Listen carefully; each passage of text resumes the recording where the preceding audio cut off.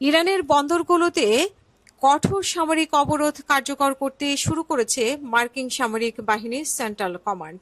তেহরানকে অর্থনৈতিকভাবে চাপে রাখার এই অভিযানে 12টির বেশি যুদ্ধজাহাজ সরাসরি অংশ নিচ্ছে। এই বিশাল নৌবহরকে সহায়তা দিচ্ছে 10,000-এর বেশি অভিজ্ঞ কর্মী এবং অত্যাধুনিক যুদ্ধ বিমান।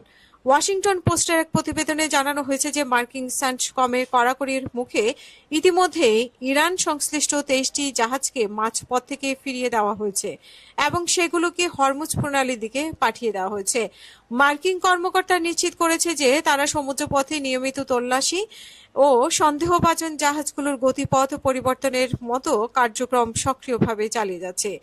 এই অবরোধের পরিধি কেবল মধ্যপ্রাচ্যেই সীমাবদ্ধ থাকছে না। বিভিন্ন সংবাদ মাধ্যমের খবর অনুযায়ী এটি বিশ্বের অন্যান্য অঞ্চলেও ছড়িয়ে যেতে পারে। এর আগে ভেনেজুয়েলার বিরুদ্ধে যুক্তরাষ্ট্র একই ধরনের পদক্ষেপ নিয়েছিল, যেখানে আন্তর্জাতিক জলসীমায় নৌবাহিনী ও বিশেষ কমান্ডো দল পাঠিয়েছিল, জাহাজ আটক বা তল্লাশি করা হয়েছিল।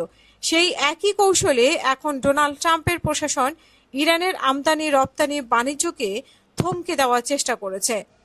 এর পাল্টা প্রতিক্রিয়া হিসেবে ইরানের ইসলামী বিপ্লবী গার্ড হরমুজ প্রণালী পুরোপুরি বন্ধ করে দেওয়ার কঠোর ঘোষণা দিয়েছে।